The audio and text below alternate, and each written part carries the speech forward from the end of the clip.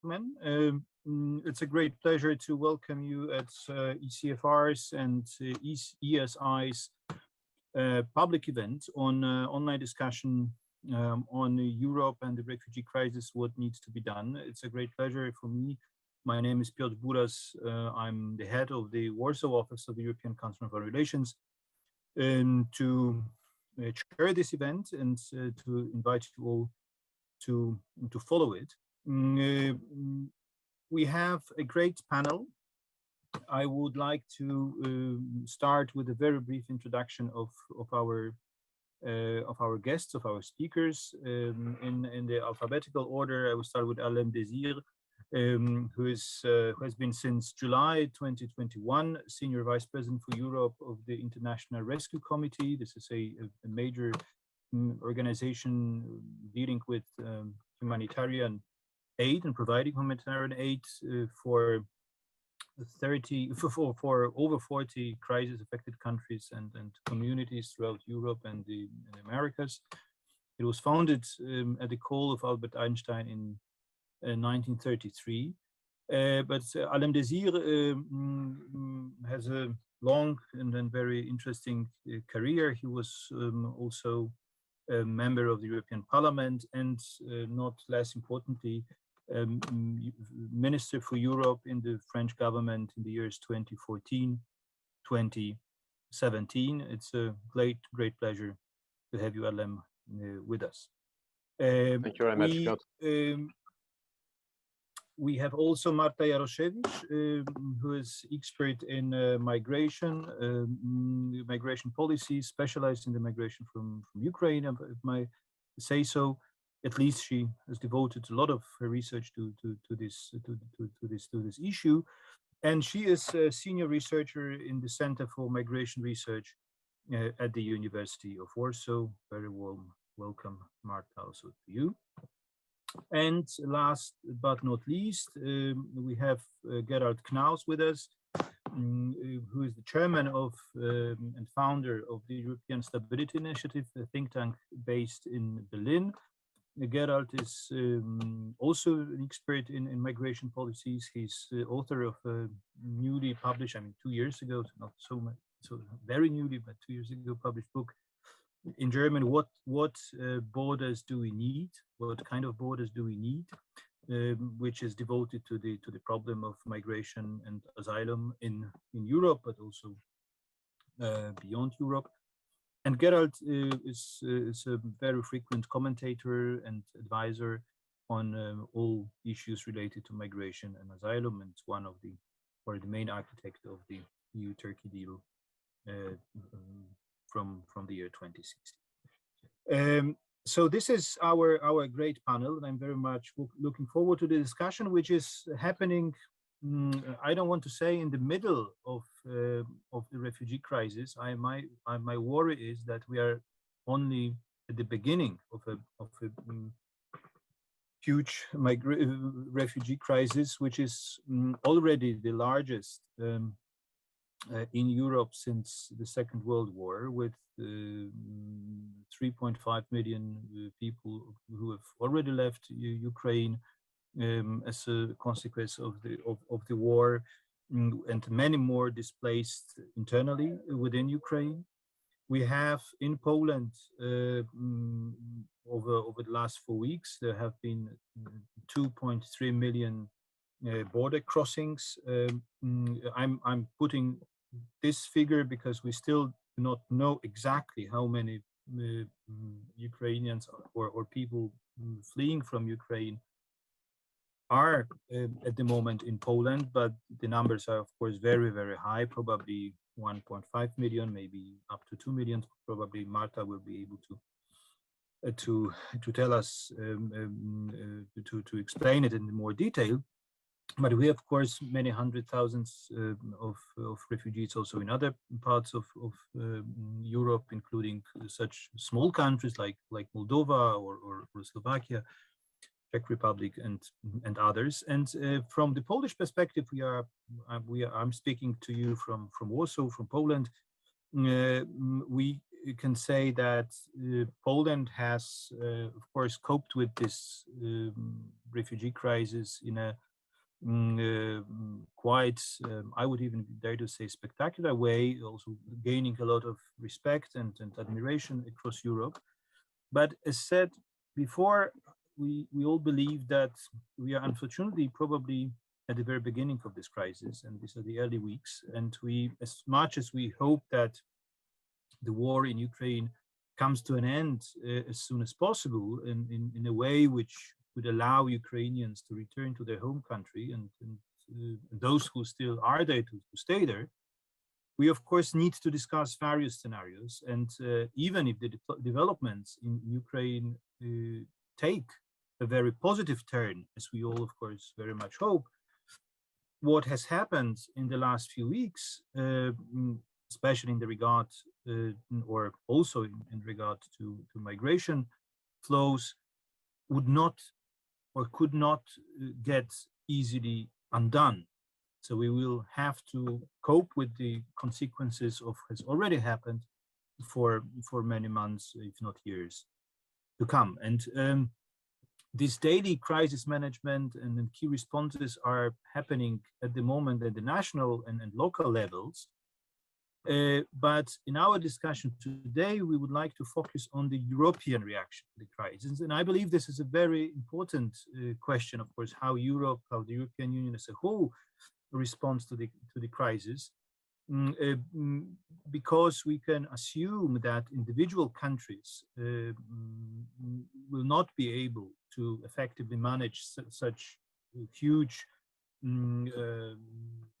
crisis and these and handle the problem of housing, of providing aid for such a huge number of refugees. And also, I think the moments like this are also tests for European solidarity, and they can bring Europe together, but they can also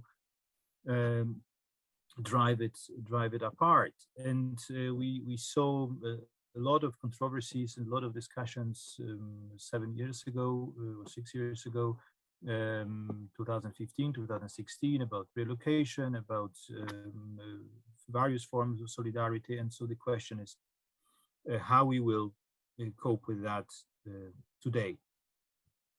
So we will, in this discussion, we will look, we'll start with a brief look at Poland, and as the country which has so far taken up most refugees, and being as kind of a case in point for the gravity of the problem we are facing. Then we will look at the so far European response to this crisis, and of course, most importantly, think of possible recommendations and ideas how to handle this process in the future. So I would like to start with Marta Jaroszewicz to provide us with a kind of a brief report from the ground to let us know how the situation, what the situation looks like at the moment in Poland. What are exactly the figures? What are the challenges? What are the problems? So that we have a good starting point for reflection upon what needs to be done at the EU level, and how Poland and other countries which are in a similar situation could be helped, could be assisted by other countries, by the EU institutions, and what are the implications for all that for the European Union. Marta, the floor is yours. Thank you very much. But maybe before I move to Poland, I would like to give you just, short brief what has happened actually, right? So, and why we are talking about really the biggest displacement in Europe after the Second World War. So on February 24th, everybody knows that Russia launched an all-out invasion on Ukraine by land, air, and sea. And of course there were some expectations that it may happen, but certainly what was a surprise for majority of us was also that the attack involved the territory of Belarus, which is very close to the Ukrainian capital city Kiev, Why am I mentioning? I am mentioning to show you that like in one day or maybe 2 days, Ukraine was attacked from 3 sides, which means that half of the Ukrainian population immediately started to be at the direct risk of military casualties, right? So, I mean, security situation, security context needs to be taken into account. And of course, it was a clear act of aggression and manifest violation of UN Charter, Budapest Memorandum between United States, United Kingdom, Russia, and Ukraine, and so on, right? But also, I think it was without our security imaginary of what we can expect in Europe in terms of like future war, future possibility of armed conflict. And here I mainly relate to escalation of in violation of humanitarian and human rights laws, deaths of civilians, resulting from indiscriminate attacks on civilian areas and infrastructure, on protected objects such as hospitals, schools, and the use of indiscriminative weapons such as ballistic missiles, bans weapons such as cluster bombs and thermobaric weapons. Why I am saying that? Because this is really what I am hearing about when I talk to refugees, right? I mean, so the stories that they are talking about are about these ballistic missiles and what sound may have cluster bomb. What is the difference between cluster bomb and thermobaric weapon, for instance? The stories that like nobody knew only month ago about, right? So this is a clear violation of protocol, additional protocol to Geneva Convention 1949, and the additional protocol of 1977, right? Meaning that the majority of those casualties can be defined as war crimes. So so I'm just illustrating like how the people are assessing the risk to their individual security when deciding to leave Ukraine or be displaced within Ukraine. So of course there are no yet any representative, right? Research why people are leaving, but that the people I talk to say about individual direct threat to their life, rocket attacks, which are rocket attacks, for instance, in Western Ukraine, because many of migrants are coming also from Western Ukraine, which seems to be less dangerous. Information about violation of family for their family, risk to be under Russian blockade or Russian occupation. Also, they believe that they have no guarantees of individual security, right? That they don't know what will happen tomorrow, today, to them and to their children. That's why they are leaving. And that's why I think the numbers are so high, because there was a displacement already, mainly internal, in Ukraine in 2014-15, when Russia first annexed Crimea and first attacked Eastern Ukraine.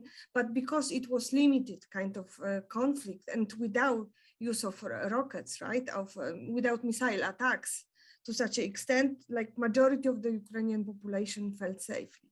Now they don't. Of course, they are fleeing to the European Union also because there is no visa-free regime, and it's easier, much easier than for the people who were fleeing, for instance, Syria, right? Before and in 2015.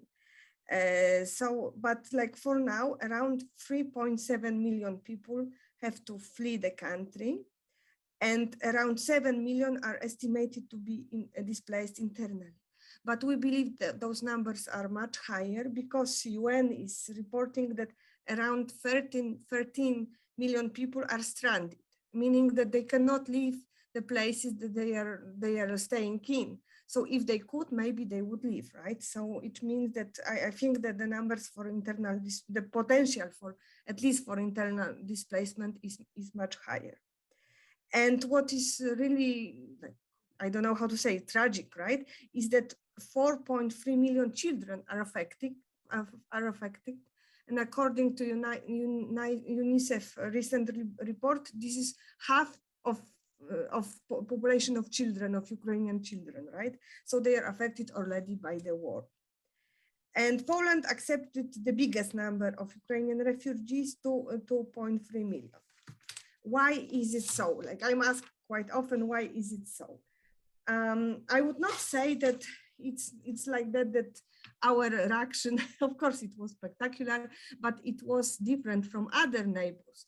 I need to emphasize that also Romania, Moldova, and Slovakia are accepting migrants. I believe there are like few factors that made the Poland the main destination country. Firstly, that our land border is the biggest, right? And we've got the biggest number of crossing points. Secondly, that Poland already on 25th, meaning the second day, open all the border crossing points, change into feet, pedestrian border crossing points, meaning that those migrants the refugees could move by foot, right, through the, and not all the countries that did the same.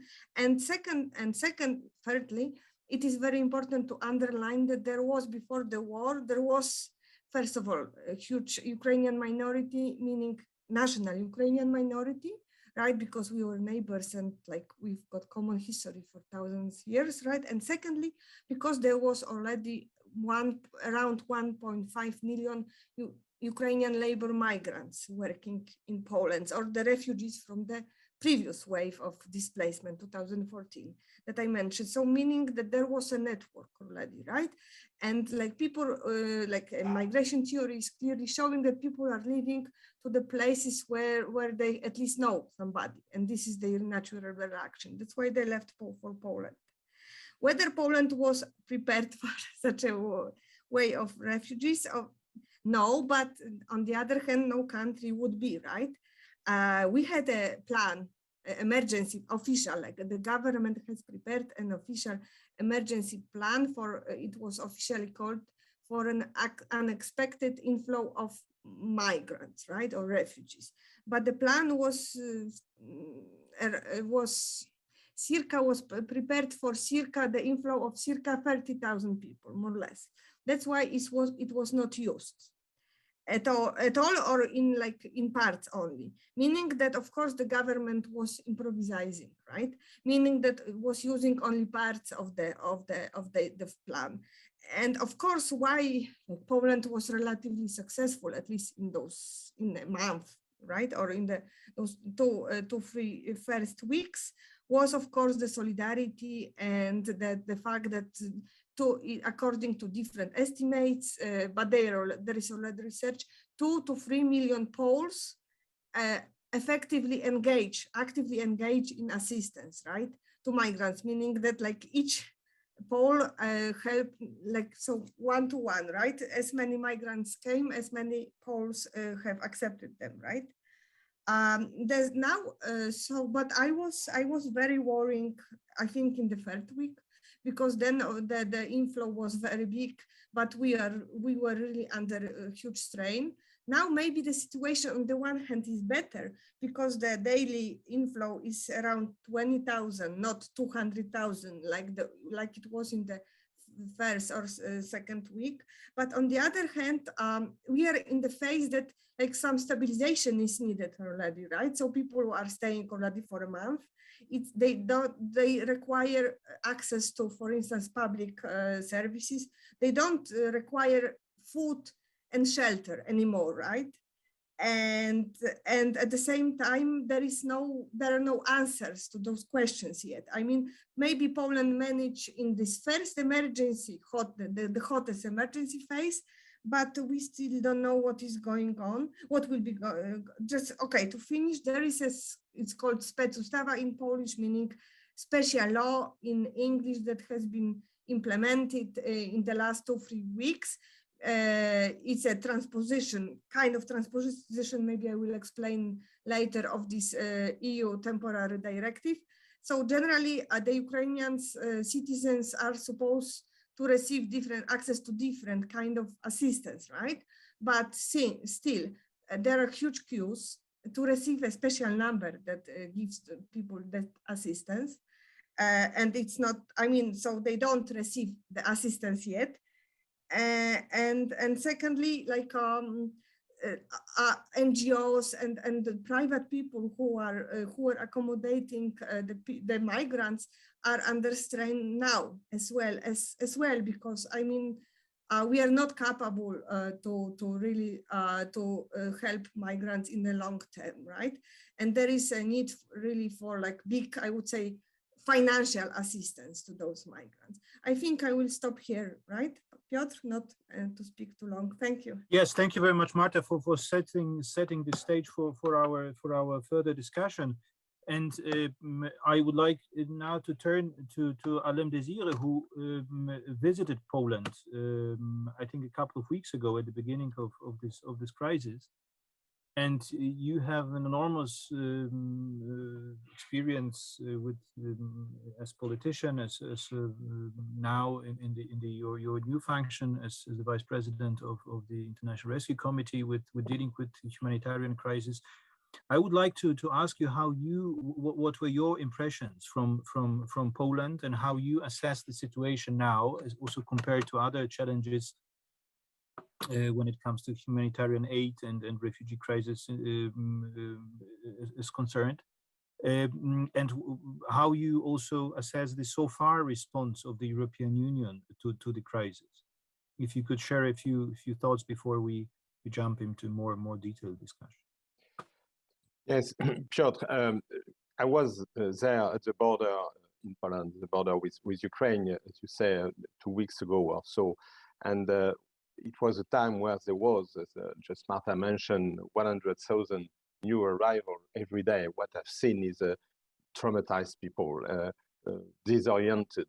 It was people who just left their cities a few days ago under shellings, under bombing. They did not prepare. They were not prepared to leave. They had less contacts at the first wave, probably, of those who arrived in Poland and who were joining families or relatives. And the solidarity was wonderful. What Marta says is absolutely true. You had a lot of people there, civil society organizations, but also individuals. But the reception centers were overwhelmed. I was in Medica, I was in Przemyśl train station, I was in Korszowa reception center. You also had a lot of volunteers from elsewhere in Europe, you know, proposing people to go to some places in the Netherlands, in France, in Italy.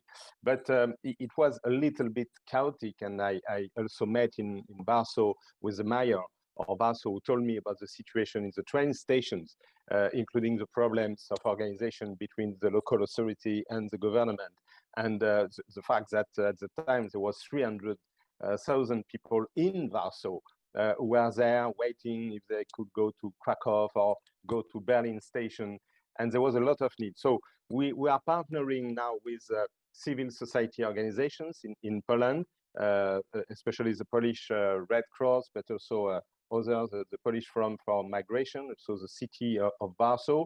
And with them, we are providing support which are also evolving. As Marta said, first there was need to have like sleeping items, food.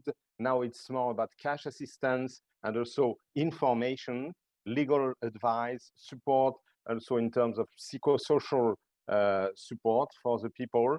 And the main issue now, I think, is information on how to access to your rights, to the public services, or to other places in Europe where you could be welcome.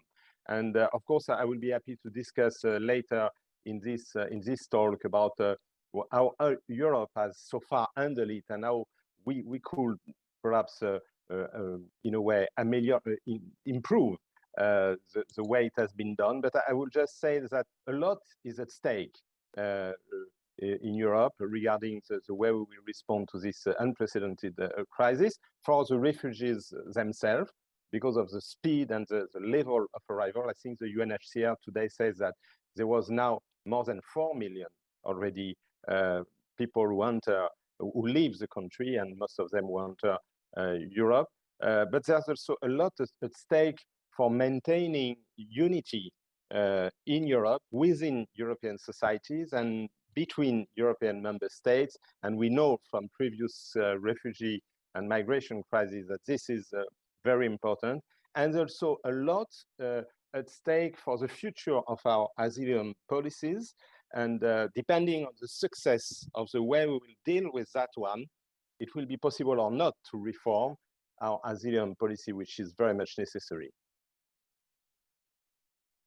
Yes, thank you very much, Lem. And before I give the floor to Gerald and ask him a question, I would like to tell all who are watching us that you can also ask questions using the chat functions of the devices or the applications you are using to watch us, whether it is YouTube or Facebook.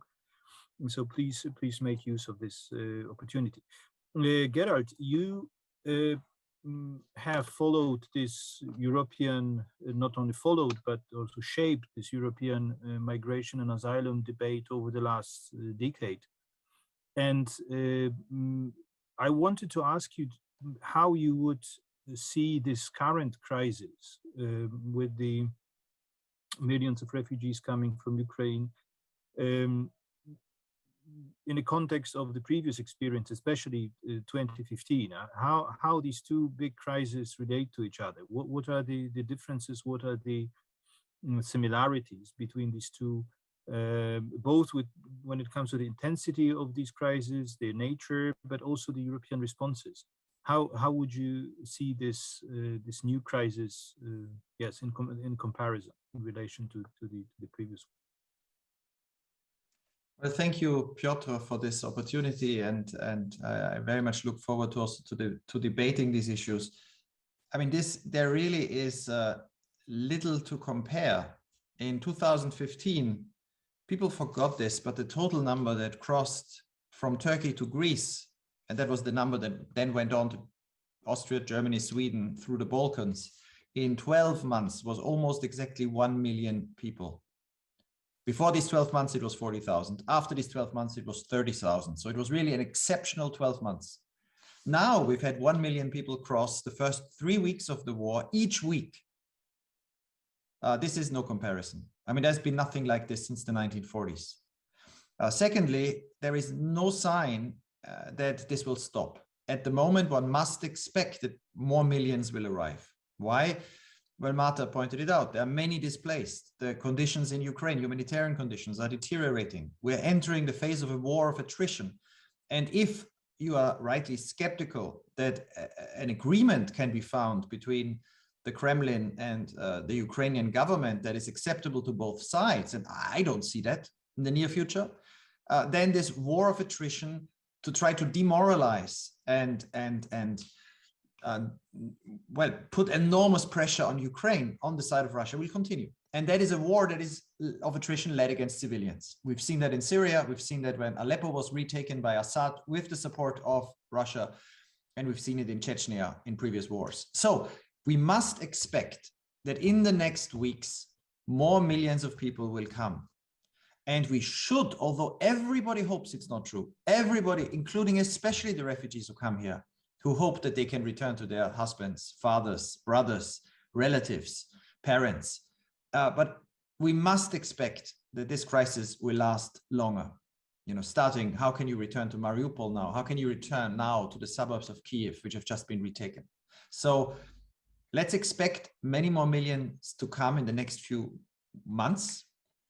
And let's be very clear, for this, Europe is not prepared at all at this moment. Yes, thanks, Gerald, for this very blunt assessment of the situation. I will, of course, be happy to hear later on from Alem and Marta if they share your assessment that it is inevitable that so many millions or many thousands, hundreds of thousands, or even millions of Ukrainians will flee from Ukraine in the upcoming months. But I would like to stay with you and ask you more specifically about Europe's or the EU's response to that to the crisis. Because when I was to summarize what has happened over the last weeks, I would say we have an extremely important decision to enact the so-called temporary protection directive, which Marta has already mentioned, which basically makes it possible for all refugees from Ukraine to move freely across Europe and have access to labor markets, also to health service, to social protection in whatever EU member state they basically arrive, which provides an opportunity for a kind of automatic relocation across Europe, so that the people can move freely and can choose. And this is, of course, I think, I don't know if you agree and you all agree, but I think it's a major thing. But if you think what has happened else, we have some financial aid, but at a very small level. Several hundred million, maybe 1 billion euro has been made available, plus some leftovers from the former financial period of the EU, and basically that's it. So my question is, you said, you all actually already said that Europe is actually unprepared for that.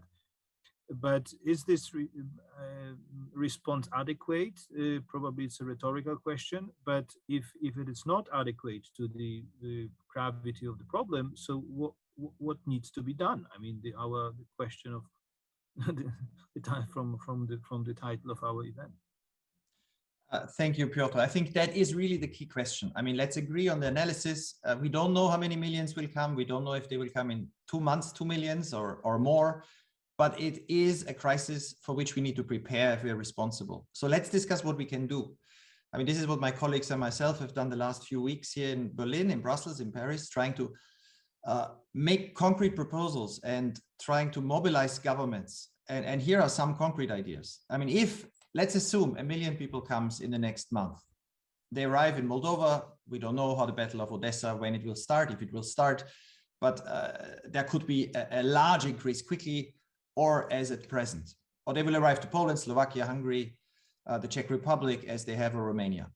What do? Many of them will want to stay close to the border, but this will be increasingly difficult. You know, how many families, how many houses there are in those countries that can simply open their doors and say, come and join us. So if we don't organize it, many will then be forced to move on by train, by bus, by car, anyway, looking for a place in Europe. If this is not organized, it will be very chaotic. And since many of them are vulnerable, women, children, criminals will prey on them. Traffickers will prey on them. We will have scenes of chaos at train stations, in cities.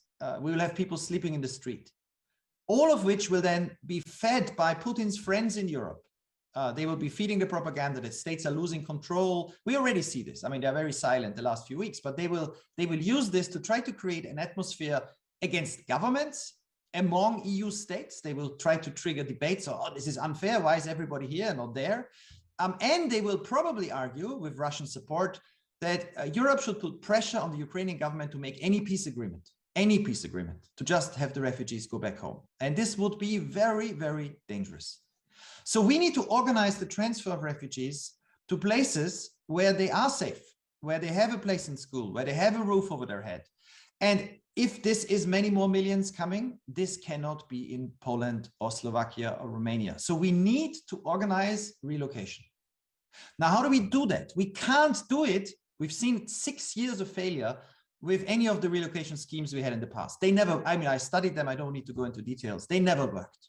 The decision in 2015, September, which was forced relocation with quotas, it didn't work. It's good the Commission doesn't want to repeat this. What we need is an agreement with governments or cities around Europe, big cities, ideally governments, but also regions that say we are prepared to take a sizable number, but then you need to organize it. So I give you one example. I've just talked to German officials the last 2 days. People arrive by train from Poland. The Polish government doesn't like relocation. Fine, you can't force them. So if Kaczynski says no relocation on the 25th of March, people will arrive in Poland. Perhaps Poland government will ask for it later. But for the moment, if they don't find a place in Poland, they'll come to Germany. If they arrive in Germany now, there are hubs in Germany for distributing them around Germany. Because if they're all in Berlin, they will not find a place in school. I mean, it will be too chaotic, too many. But why not also talk to the Finnish government, which yesterday offered to bring people to Finland? You have a hub in Germany, in Hanover or Berlin. The Finnish government comes there. And then you have a campaign of information. You have Ukrainians now in Finland explaining in Ukrainian, there is more space in Finland. Come here, people speak English. You have the same rights as in Germany. You are as close to Kiev as you are from Hanover. And you have planes, Finnish Airlines, that takes every day 300 people from that hub to Finland. You organize the same with Sweden. You set up a hub like this in Romania, in Prague, in Bratislava, or in Vienna to bring people to France, to Spain, to the United Kingdom, always considering that these are not parcels to distribute. These are human individuals who make a free choice. They don't have to get onto the plane. But the choice is, if we organize it well, here you can quickly get a place in a school because all of Europe is helping, and you then organize locally in France or Spain distribution through local authorities, through cities like in Nuremberg or Munich or Berlin, that people can be hosted.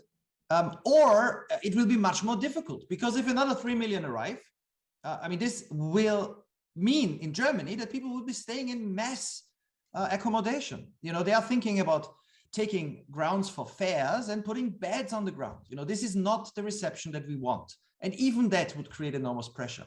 So we need an organized airlift. The thing is, everyone in Germany that I talked to, we started lobbying for this 3 weeks ago, this image of the airlift as a logistical humanitarian operation.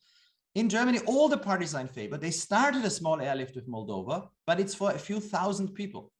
We need a network of hubs around Europe to distribute and manage information, to move people, and we need somebody politically to coordinate this. A European Obama, a former leader, you know, a David Miliband or a Joschka Fischer or a Carl Bildt or the former Norwegian Prime Minister with a Canadian deputy. Make this a G7 EU operation. And the key thing is communicate and communicate and communicate to the European public and to the refugees. Communication will make a difference between failure and success, even more than, of course, logistics, which we need.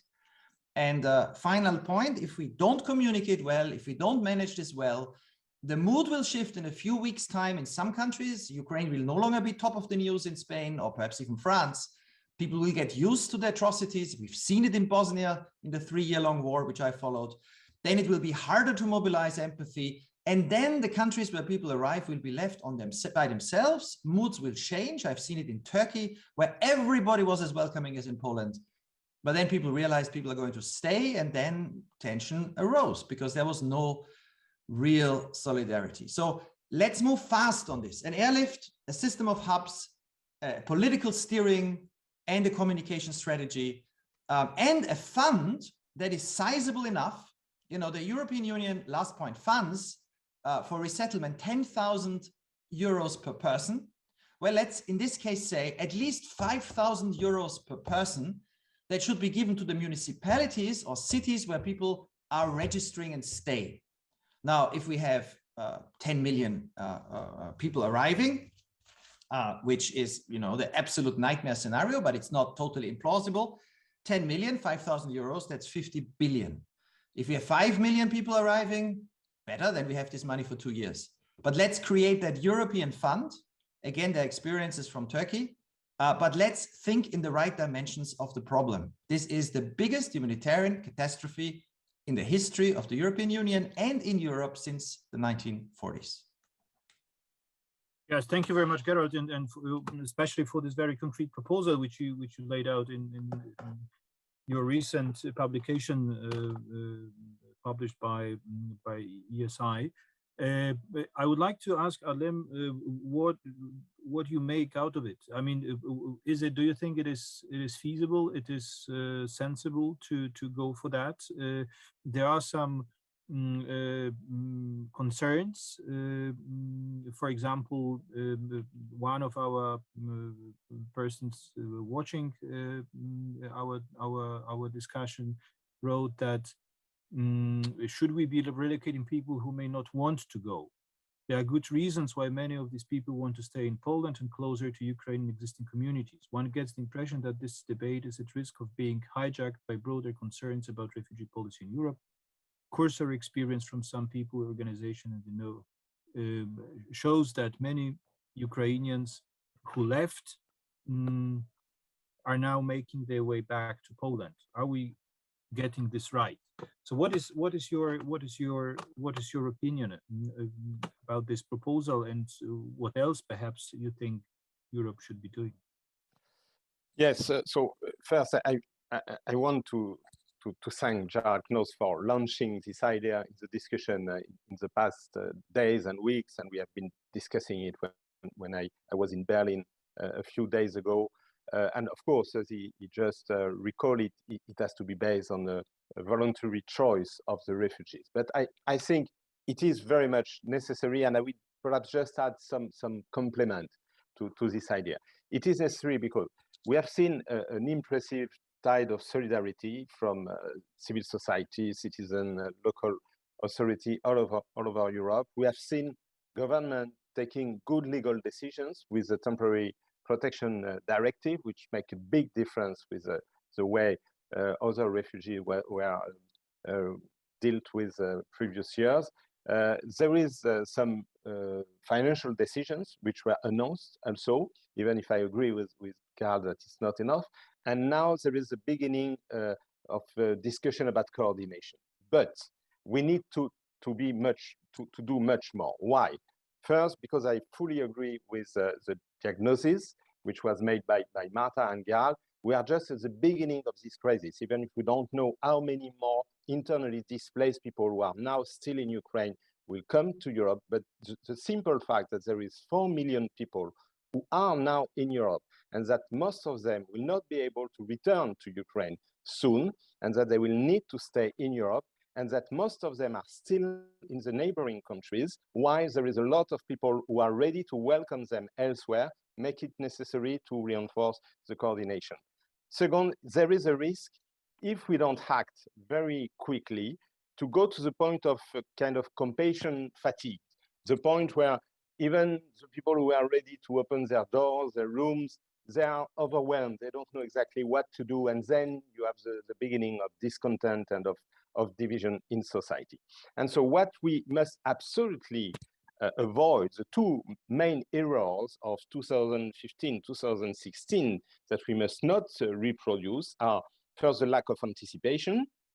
And I think that with the temporary directive, we begin to have an anticipation, but we see that the coordination is a little bit in a late. And second, the lack of coordination and the lack of solidarity, because that's where you go to standalone policy, improvisation, and then you end with camps, like in Greece. And I think we really should have in mind that we should at all costs avoid to have any kind of camp in Poland or in Romania or in Moldova or elsewhere, with people in a limbo and with very big problem for themselves and also for the hosting country.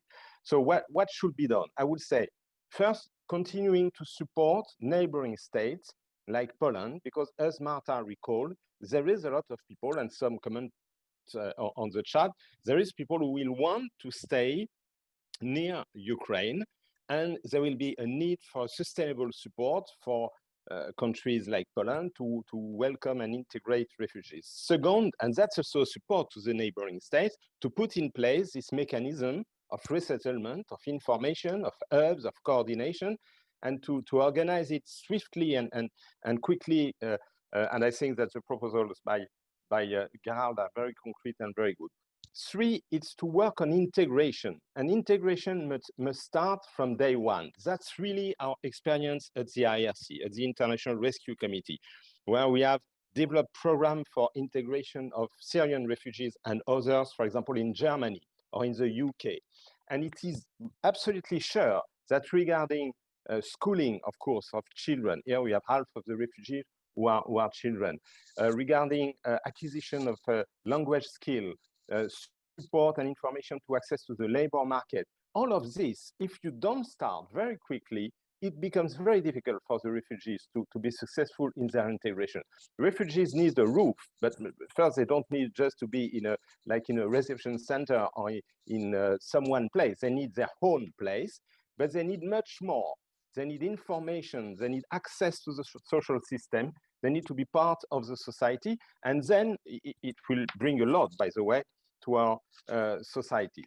And also, I think that we need to really invest all what is necessary to succeed in this integration so that it will help us to succeed in the reform of the asylum system. And that means that there is a last issue we should not forget, that among those who arrived from Ukraine, some are not Ukraine national, and they are not very well protected by the current temporary directive protection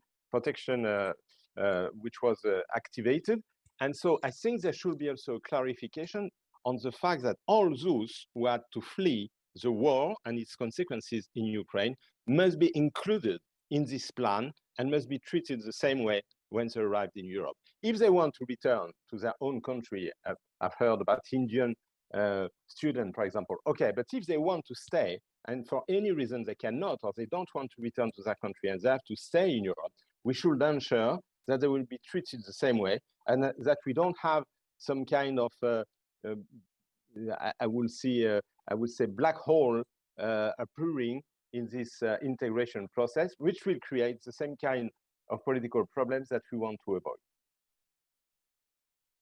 Yes, thank you very much, Harlem. And I think these were two very complementary interventions, just outlining, a possible strategy for the European Union, which should take shape in the upcoming weeks and months.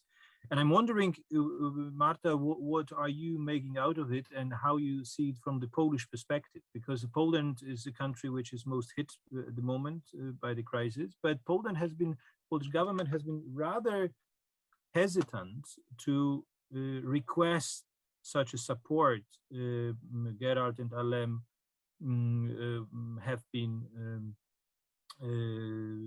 laid out. I mean, Poland is demanding more financial aid for hosting refugees, but is very much reluctant when it comes to the proposal like the one laid out by Gerald with an airlift or a relocation. And could you perhaps shed some more light on this perception, not only of the Polish government, but also of your own perception of the situation and how you see these proposals and what needs to be done at the EU level to support Poland and the Polish government and the local communities in this very particular situation in Europe? Thank you very much for your question. Like in general, I understand Gerald's proposal, and I think some solidarity mechanism is needed. What is also needed is something that needs to be spectacular, right? Because what we are observing and political, this is understand. We need really a political message, right? Because what we are seeing now, of course, I am totally immersed in Polish things, but I am trying to grasp a wider EU debate. And actually what I see now is really discussions about, whether REACT or social funds or something like that. But it's not normal, like normal routine, bureaucratic routine. I mean, it cannot be solved by moving money from out one portfolio into another, right? I mean, so first of all, we need like kind of a political leadership, political initiative, and that I understand and I agree that maybe I don't know, Commission or like main EU member states should take. Secondly, we really need quick and easy money, because it's not a mystery that Poland was not very good in spending structural funds, right, in the past, and it will not get any better in those circumstances. And Polish government is saying that actually no penny was received so far, right? And so far, everything is spent from the national budget. Of course, there are EU fund in the national budget, but in fact, like who is spending the money is generally us, right? The Polish citizens, humanitarian organizations, the local administration, and we can try to be solidar, as I said, like for the next few months, but maybe not longer. Because we are not a rich society, like as a whole. In the longer term perspective. And also when it comes to the apartments, maybe like Piotr knows, but like we are like in the really rather among the countries with no access to apartments for Polish citizens as well, right? So a lot of young people, they don't have apartments and any possibility even of buying an apartment. So what we need, I would say for now, is like really like few billion euro. I don't know how much. There was a proposal by Polish ministers of interior, Polish and German one, that EU should really propose 1,000 euro per each refugee, right, for the next few months, because we are really running out of funds. But what is very important is, and this is the second thing, if we decide to organize something bigger than solidarity mechanism that officially already EU has launched, I mean, but I understand that what is this solidarity platform that was launched by DG Home is more about like really like some bureaucratic still reshuffling. So if it's going to be a political initiative, one should remember what is really how our societies looks in the region, meaning that it should be really NGOs should be involved, civil society should be involved, minority organizations should be involved, migrants organization. Ukrainians they have really long-term history of immigration. This is really an immigration nation, right? They have huge experience, right? They have really strong civil society organizations, also in Poland, right? So, I mean, they should be involved. And also the Ukrainian government, it's a democratic elected government that still has a support of majority of its inhabitants. And we should not be really speaking, and finally, of course, migrants should be involved, right? So I think, and if it's going to be done only on the national level, like EU member states, some ministerial platform, I think many people will not really use of that platform, because the other specific trait of like our Central and Eastern Europe, I would say that we don't really trust governments, right, too much. So meaning, I mean, only if NGOs will get involved or minority organizations will get involved, only then people will start thinking whether to move under such a scheme. So I think this proposal goes into good direction, right? But I think we need more discussion, and maybe the next meeting like that should be organized with the participation of Ukrainian migrants. Thank you. Yeah, thank you very much, Marta. And Gerald, you wanted to come in, I think, in reaction to what you have been. Yes, just to confirm what Marta said, but also to warn about one danger. I mean, let's just say if 2 million people arrive in the next 2 months, which is the trend, if the last week continues, not the first 3 weeks, but the last week. And if we want, then of those 2 million, 1 million, let's say, is absorbed in or is given accommodation in Germany, Austria, Czech Republic, Slovakia, Poland, etc. Countries where there are already a lot of people, but I mean, Germany can absorb another many hundreds, thousands, perhaps in the next few weeks. Then you will get 10 cities. You know, then it will start looking what Harlem and I mean, what we all don't want to see, you know, mass accommodation. But let's assume 1 million is absorbed. That means we need to move 1 million people in the next few weeks to the UK, France, Sweden, Finland, Spain, Portugal, Ireland. 1 million people in a few weeks. Now that's the challenge. So let's not have the rhythm of, you know, a meeting of transport ministers in 10 days in Brussels, a consultation with NGOs that will take 3 weeks. You know, we can't do that. We will have people sleep in the street. But without civil society, it's impossible to do that, move 1 million people. Why? Because of what Marta said. You know, people will not, you know, if there is if people arrive, a mother arrives with 3 children, and there is a sign here, plane takes you to Portugal. No, people will not get on the plane. You know, they will ask, where am I going? That takes me away from my family. You know, what happens there? I don't speak Portuguese. So you then need and that's why what I advocate is to set up pilot hubs now in Germany, quickly, immediately, and then set them up in Romania. And, you know, as quickly as possible, where you involve the diaspora.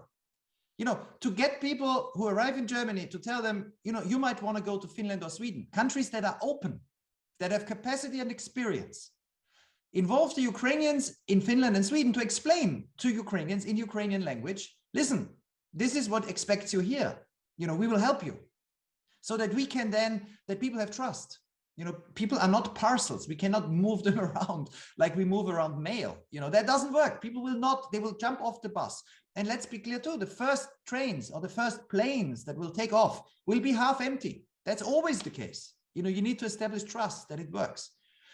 But we need to start now. And at the moment, to echo what something that Marta said, the solidarity platform, with no criticism of the European Commission. The European Commission is not prepared for this, just like nobody is prepared for this. This is not something we are set up to do. But the solidarity platform, at the moment, it's a bureaucratic exercise. Countries say, we take 2,500 people from Moldova, you write it down. It's not a proactive exercise. It's not a former president calling governments and saying, listen, are you prepared to take people? And then, are you prepared to organize the communication? And how about refugee organizations, to tell us, and the diaspora and community, a hotline that explains Ukrainians in Finland, Ukrainians in Sweden, Ukrainians in Portugal. That needs to be done proactively. I totally agree with Marta. The only thing I think is important is to realize, if we don't want people in the streets or in mass camps or in tent cities in Moldova, Romania, Poland, or Germany soon, we need to move fast. And at the moment, the pace at which decisions are made, the meeting of interior ministers in Brussels on Monday was not reassuring. There was a nice plan, 10-point plan from the Commission, good plan, but it's not operational. If this continues like this, we will have the solidarity platform in 3 weeks. And I speak from experience. I've seen this in the implementation of every other scheme we've had in the last 5 years. Relocation from Greece, relocation from Malta, distribution. And it's always been like this. And if it is like this now again, we will fail. Yeah, thank you very much, Gerard, for this warning. And I think what you are relaying to us and to our audience, it's really a massive sense of urgency. It needs to be done now. We are asking what needs to be done, and you say, whatever we do, it needs to be done immediately. But this is, as you rightly, I think, pointed out, this is not a question for the European Commission, in fact. It is up to the governments, up to the Polish, up to the French, up to the German governments to act and to act quickly. So my question to Harlem is also, I know you are now representing, of course, not France, but you're representing in a huge international organization, but you have an incredible experience in the French politics, and France, of course, very well. And I'm just would like to ask you what do you expect also from the French government, which is now in the lead in the European Union. France has the presidency, and do you think that this sense of urgency is shared in Paris, and what French government is or the president is going to do? Are there any initiative which we could expect? Of course, there is the presidential election upcoming, so the next few weeks will be difficult, but still the situation is extremely urgent. So, Harlem, what do you think? What is France's position? Could you please unmute yourself? Sorry. Yes, sure. Thank you. No, I cannot speak for the French government, but we are expecting the same from the French government that from other European governments. And in addition, as you recall, the French government is in charge of the EU presidency for this semester, and whatever are the electoral cycle. This is a duty that you have to fulfill. So I think that it is very important, of course, that the presidency is supporting such a very reactive and coordinated action from all European member states. I would say that in France, for example, what I've seen is two things. At first, like all other European countries, we have seen that at the beginning, the government was speaking about some thousands of Ukrainians who were expected to arrive. And then after a few weeks, the government said we should be ready to welcome as much as 100,000 refugees. It's not the current figures, but there has been at the moment a kind of realization, understanding that the size was not comparable to the previous crisis. Second thing, there has been a lot of local communities, of cities, of villages, of regions who have volunteers to welcome refugees. And I've seen some of these cities sending buses to the border. When I was in Medica, people were waiting for buses coming from Besançon, you know, in the east of France. There is a lot of examples, even in small villages. And there is something very important which was mentioned by Marta and by Gerald. Here you can build on the fact that there is already some Ukrainian communities in a place, or some civil society Ukrainian organization who was in link with a local city, with a group of artists, with intellectuals, with university, and you can build on this so that you forward the information to those arriving in Poland, in Romania, in Moldova, that they can be welcome in another countries than the one they had in mind initially. And so that's the very interesting but very challenging kind of issue we are facing, that we need to coordinate cities, countries, because a lot of the public services, of the support that you need to fulfill the integration, education, and so on, is part of the state competencies, of course, and civil society. And I think that the European Commission, the European institution, can play a role, but it's rather by putting in place some kind of specific task force, or I don't know how we could call the idea of Gerald to have a small group of people with a very strong leadership, which has the capability to mobilize all these actors, cities, countries, civil society organization, transportation system, and to ensure that all of this is coordinated very quickly. But then again, I insist on the fact that there will be a need to support the integration process in each country. And when I hear that in Poland there is a fear or some concern about the fact that there will not be enough funds, I will say that there we need a very strong political discussion at EU level, perhaps under the auspices of the French presidency, to say this is investing in unity of Europe. I mean, Europe in this crisis by many means has demonstrated a unity which is solid but could also become fragile depending on the evolution of the situation. A part of this unity has been the fact to say we will welcome all Ukrainian refugees, we will all accept them, we will provide them a legal statute, and we will make so that they can stay as long as necessary. But if we want to succeed in this, we need to organize ourselves and to invest in it. And I think this is a very important message that I will forward to all member states and especially to the presidency. Yes, thank you very much. And Marta, so this is a very, very strong messages that basically we need to act now. We need to organize it properly. We cannot be spontaneous. And this is the critical moment, that because in a few weeks' time it could be too late to contain the negative implications of what's happening. But I'm coming back a little bit to my question, to my previous question about the expectations of the Polish government, but also of the Polish local authorities. That because I think there is so far there haven't been very clear signals from the Polish government that it would like to have this kind of organized system of relocation within Europe.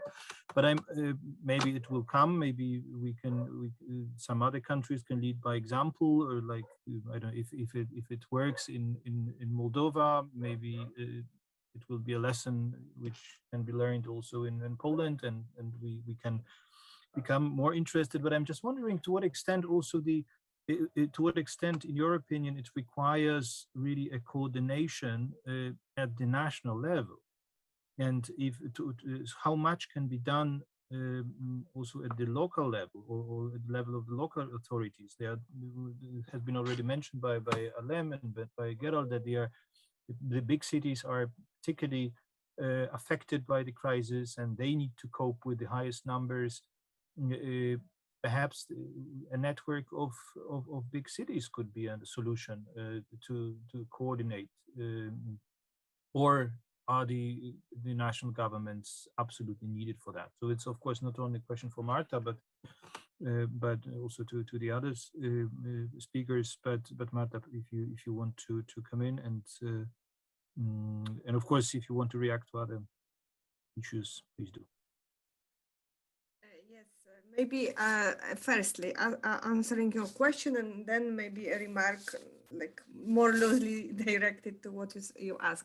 So yes, absolutely, I agree. At least in case of Poland, big cities are very much internationalized. I mean, they are like members of different EU organizations, but also World War organizations.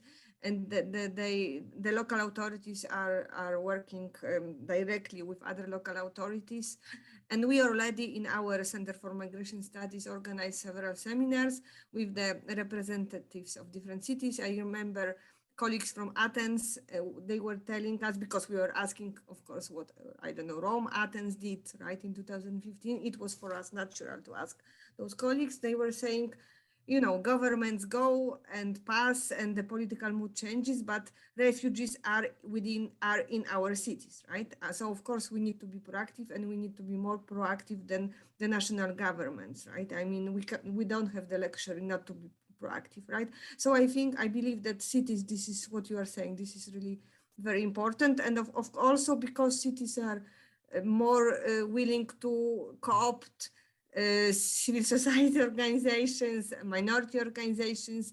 They also have bigger experience in informal kind of, because I see this platform less hierarchical, but more also including some informal mechanism, right? So I think cities would be better placed, but here the question is, I mean, it takes time, right? I mean, what Gerard said, it's easier to have one national coordination that to have through the cities. I mean, the numbers may not be so high, right? But so I will leave it here, but I believe it could be, at least for Poland, it could be a natural way, right? But what I wanted to say, I mentioned before one aspect. Then generally half of the people that came to Poland are children, right? And of course, this is different type of, this is really specific type of migration, of displacement as well. And with, of course, I'm not talking, so these are either single mother, either children, right? So one thing is about really their possibility of entering labor market and so on. And it will not be like in the past, right? Like with full families. And I think everybody knows, but I would like to underline, for instance, for now, we know of that like generally Polish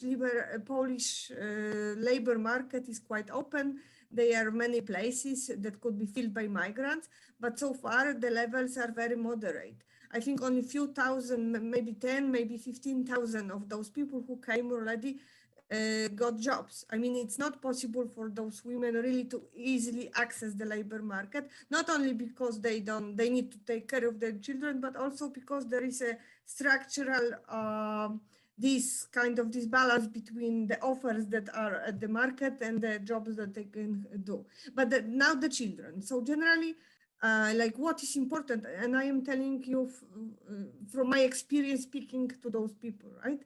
What they care about is really when their children will finish school by summer, right? And they don't want really to, unless they are really decided for long-term migration, they don't want them to not to finish Ukrainian schools this year, right? This is very important for them to receive kind of graduation from school this year, right?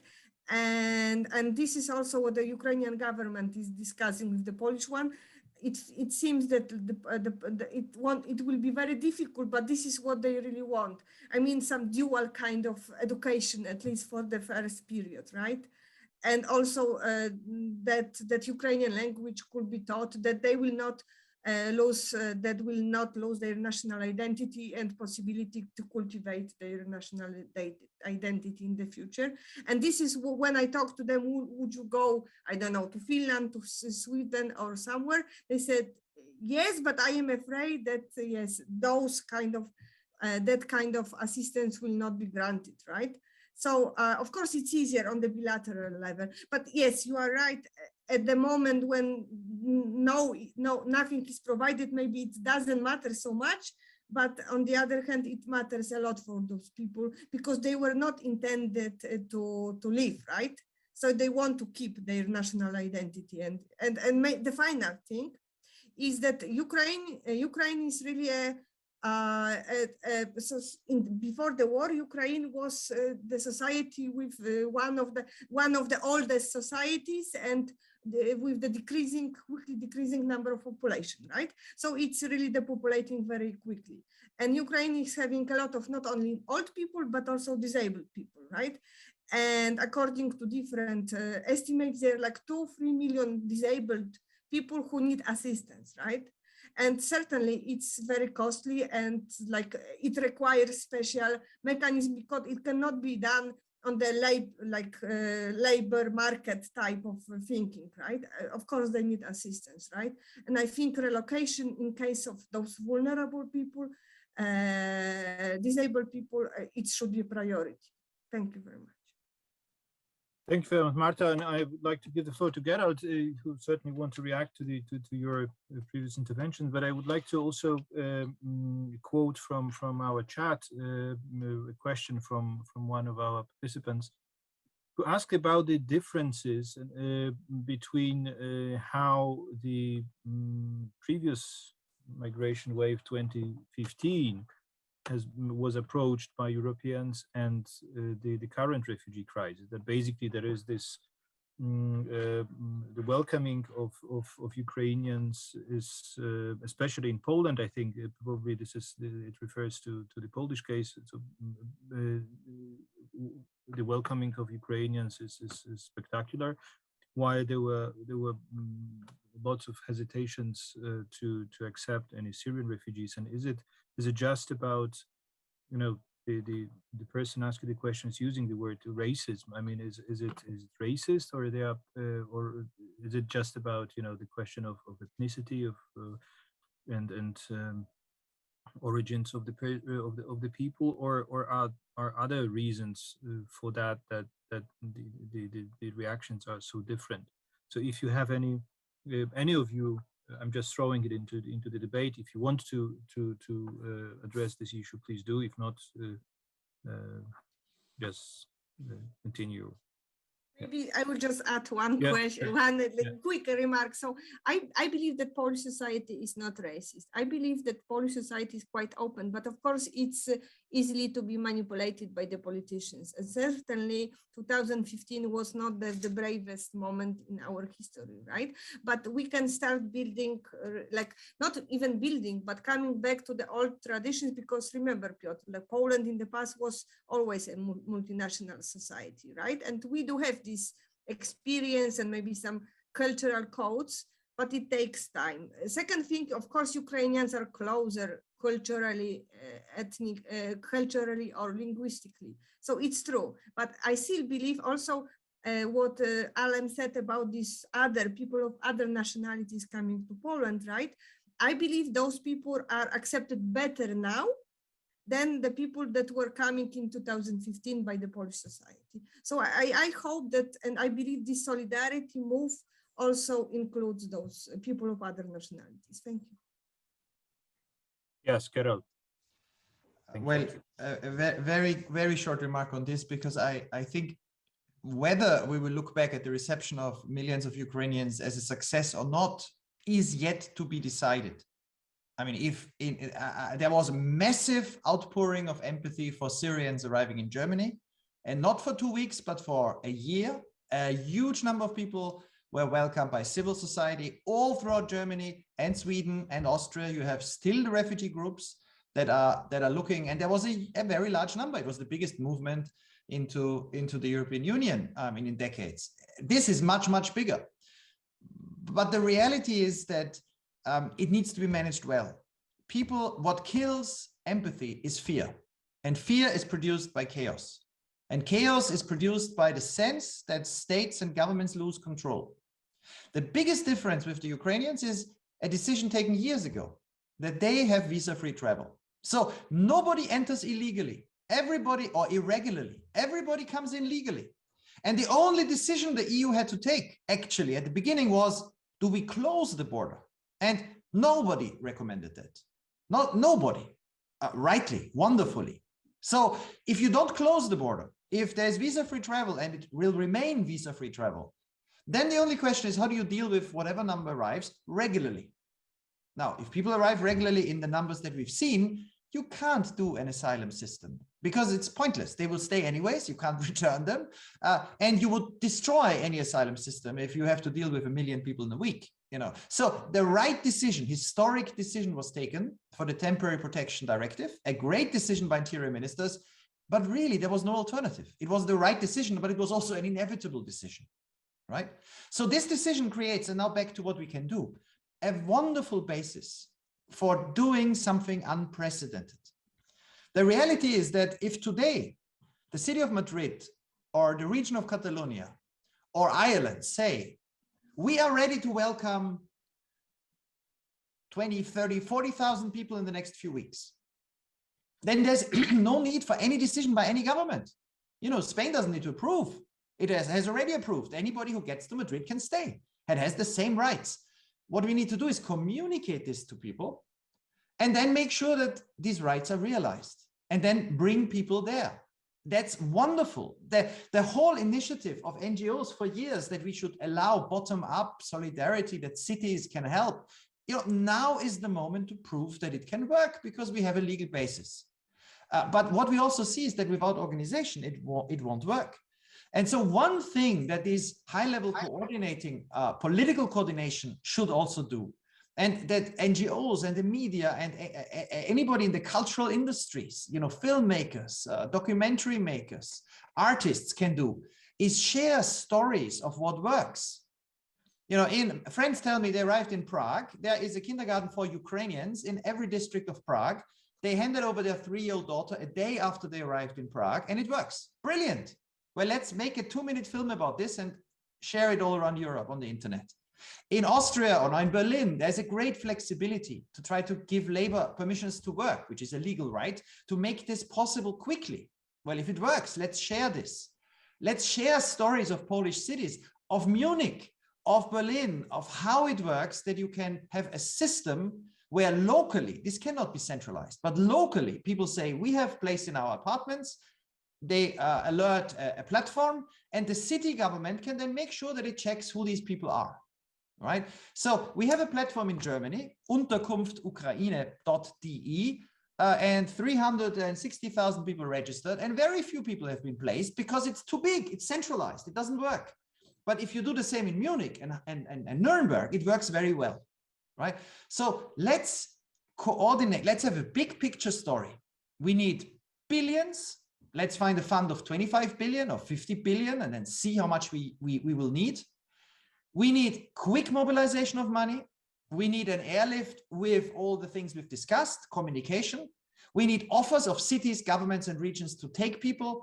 And at each level, local level, we can do nothing without civil society involvement.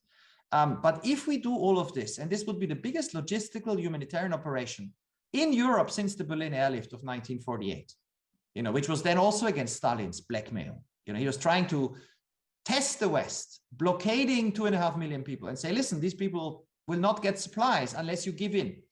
And then the allies, France, Britain, US, the pilots who fought against Berlin 3 years before, said, no, we will supply the city. We will do whatever is necessary. This kind of logistical, political message we need now, and it will involve everyone, every level of government, civil society, NGOs, diaspora. But if we do it right, it can be a powerful message. And my last point on this, if Europe shows that Europeans are welcoming to whatever the number is of neighboring refugees in distress, we are sending a signal to the rest of the world. It's crazy that this is not happening in other parts of the world. Colombia was open to Venezuelans, brilliant. Turkey was open to millions of Syrians. 5% of the population of Turkey are now refugees. Well, very good. But in Asia, 4 billion people live there. Nobody's open for refugees. You know, Bangladesh is trying to push the people of Myanmar, 800,000 to arrive back, saying you need to go back when they can't. So Europe can show by example, and then other parts of the world can also be more open to refugees in their neighborhood. But we need to succeed. Yeah, thank you very much, Gerald. And you talked a lot about communication, about how to communicate the opportunities and the certain successes of refugee aid or aid for refugees in Europe. And there was a question from Facebook asking or basically putting a thesis, putting up these that there is an urgency to communicate how big this crisis is, and that all actors, so that all actors understand that this is a common cause and that this is something extremely important for the whole EU. But the question is, and this is for Harlem maybe to answer, whose task is it actually to open eyes of the Europeans? I mean, because so the assumption is that perhaps we still don't have the sense of urgency across Europe, that this is something so overwhelmingly big as Gerald described it. And so whose task is it? Is it up to the Commission? Is it up to the politicians, European leaders, civil society organizations? How would you design a strategy of communication? Well, I would say first, hopefully the media has been doing a very important work, reporting from borders, places, and so on. We must be just careful not to look only where we are used to look at. I mean, hopefully people have realized that there is also a crisis in Moldova, and compared to the population of the country, perhaps it's where the needs are the more important. If you look at the figures published today by the UNHCR, you have 600,000 people in Romania. I don't know if these people will stay or if they will immediately go to elsewhere, perhaps to Germany, but we should, of course, have also some institution, and that's the role for the European institutions and all the governments to say, this is the situation, and to have the right messaging to the citizens and to all the actors to say, now we understand that this is really unprecedented in number of people arriving, in effort to be deployed, and we will support you, the civil society. I mean, we should not oppose what has to be done in terms of coordination, of funding, of legal decision with this wide, this tide of solidarity. We should really look at articulating it, at combining it, and building on the solidarity. But I agree with Gerald, if there is no organization, if there is no coordination, if there is no real support, this will just vanish. Second, I hope that this will change the approach to refugees in general. And I'm very happy to hear what Marta says. And I've seen the same in France, where you have people who were totally opposed to welcoming Afghans or Syrian refugees before, and who says, yes, it's true that, I mean, the people fleeing a war have the same needs to be protected. And we will reconsider perhaps the way we see the needs of refugees to be welcome in Europe, even if each situation is different. And we must also recall that most of the refugees in the world are not in Europe, even if this is one of the biggest and perhaps the biggest worldwide refugee crisis since World War II, and for sure in Europe, but there is still 80 million other refugees in the world. They are staying near their own country. They are in Africa, they are in Bangladesh and so on. They are near Venezuela, and a part of them only wants to come to Europe or to other rich country, and we should also have resettlement system in cooperation with the UNHCR, and Europe should welcome also part of these refugees and accept it.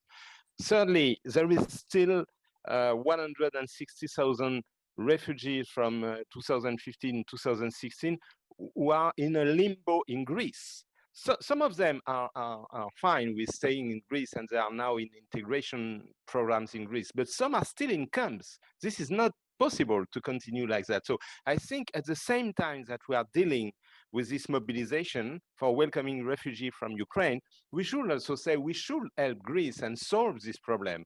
And we cannot have still camps which are existing since 7 or 8 years in some places in Europe. And so that's, I think, the way we should not only communicate, but explain, do pedagogy about the fact that we are learning from this experience, that there is a lot, as you said, of very good and positive examples. There is things which works, including if we have still to learn. But I mean, in education, we know, for example, that there is things which works, like to have the children in the same school, in the same classroom, even with a special support and not in separate school system. There are things like that that we have to show and to increase, I would say, and to disseminate, and that we can succeed if we invest in this operation of resettlement and integration of these refugees, and it will help us to deal with other refugee situations. Yeah, thank you, Harlem. And our time is coming to an end. We have just 3 minutes, so I would like to give you all just 1 minute to answer one simple, but I think perhaps not very simple question. In terms of a kind of an action plan, if you were to define one measure, which or not measure, but just step, what, because this is the end of March, the numbers are still rising. We expect more millions of people to come to the European Union. So what should be the next step for the politicians to be taken now? I mean, in terms of the activities at the EU level or the Polish government, or so what would you recommend to do at whatever level you want to reflect upon when it comes to the, I don't know, relocation or financial aid, or what is so if we could come up with a few very concrete recommendations for the next step, so what would that be? Maybe Harlem, if I may start with you.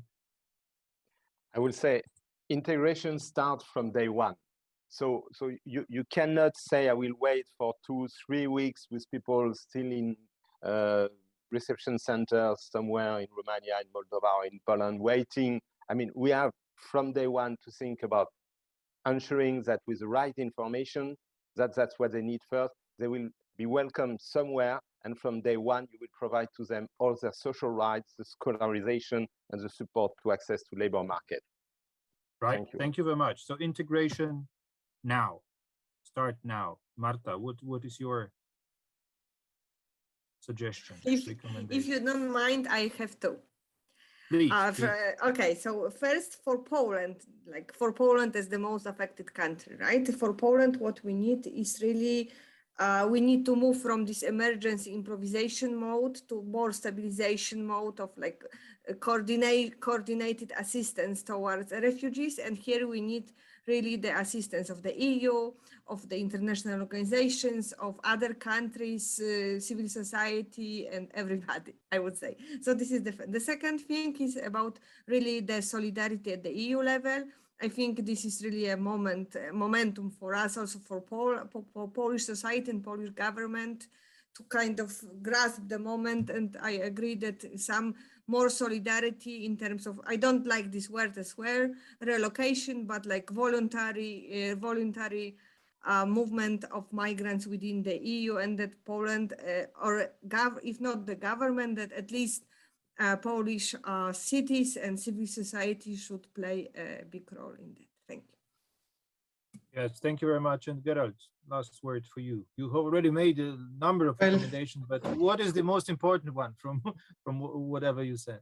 Well, we'll publish a paper very, very soon, and we have done one. Anybody interested on our website in English, French, Spanish, and German. I would use this to make one little remark, very simple suggestion to the Polish audience. I mean, Polish journalists, researchers, experts. If any of you have very good research, empirical on what is happening in different Polish towns, stories of that you think the world should know, please send them. If you need money for research, I think we can easily find, donors in Germany to do research on what is happening, to do exactly this, to share experiences, to tell the positive stories, to inspire others, but also about where you see dangers. If people are in hotels and you can anticipate in 3 weeks, hotels will kick them out because they need to open for business. These warnings, again, please, Piotr has my email, please share them with us. I'm talking all the time with policymakers across Europe, Harlem as well, that these warnings spread. I think what I've learned in the last few weeks is how important these direct contacts are, that these stories need to be shared, descriptions need to be shared. So Piotr can share my email with anybody, please, and think of us. We are based around Europe. We have people in different European countries. We do advocacy everywhere. I'm based in Berlin. Please share them with us. We would need to know more from Poland to share it into the European debate. What works, what doesn't work, what the dangers are, what you recommend. Yes, with this call for action, we will end our discussion. I would like to thank you all very much for this excellent exchange. Harlem, Désir, Marta Jaroszewicz, and Gerald Knaus. I think that has been extremely useful discussion, and we will certainly not leave it by that, and we will return to these topics and to these issues in the upcoming weeks. ECFR is very much committed to the topic and to the issues which we have discussed here. The same is true for the ESI, our partner here, represented by Gerald. The same is true for the International Rescue Committee, and certainly also for the Center for Migration Research at the University of Warsaw. So there is a broad network of organizations, and I think this is really an extremely important moment to get our act together and to pull together not only an online events, but also some real action on the ground. Thanks a lot, and we will be definitely in touch. Thank you. To all of you who have watched this event, and we will inform you about our upcoming seminars, conferences, and other public discussions. Thank you very much.